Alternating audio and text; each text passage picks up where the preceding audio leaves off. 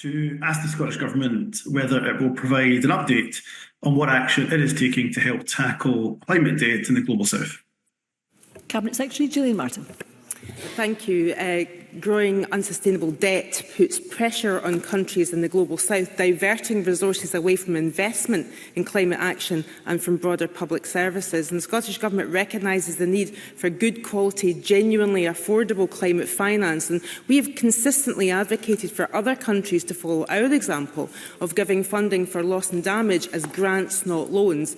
This means that countries in the Global South can recover from extreme climate events without taking on additional debt and are in control of how it is spent most effectively. We will continue to champion this, including at forthcoming international events. Hamza Youssef. I thank the Cabinet Secretary for her comprehensive response, and on the point of the Loss and Damage Fund, that is a great example of how Scotland has shown global solidarity with the Global South, given the Global South shoulder the heaviest impacts of climate change. And the Cabinet Secretary may be aware of the Scottish Catholic International Aid Fund, SCIAF's call for debt cancellation, a new debt framework and a debt justice law, so some of the poorest countries in the world can spend their money on making their countries more climate resilient, not on debt payments to wealthy creditors. While I appreciate the direct responsibility for this matter may be with other ministerial colleagues, I wonder if the Cabinet Secretary can commend SCIAF for their excellent Cancel Debt, Choose Hope campaign, and will she ensure that the Scottish Government does meet with SCIAF and explore what actions Scotland can take to ensure that debt does not continue to cripple the world's poorest? Sorry, Cabinet Secretary.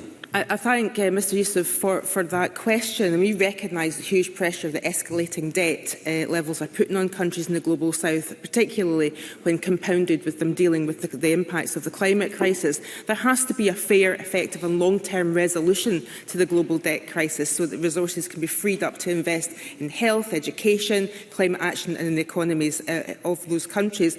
Scottish Government officials have had an initial meeting with SCIAF to discuss their Jubilee 2025 campaign.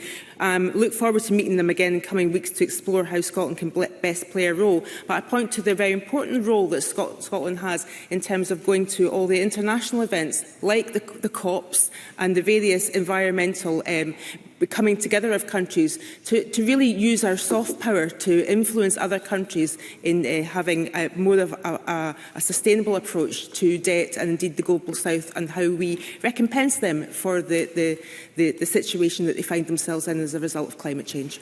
Thank you, Cabinet Secretary.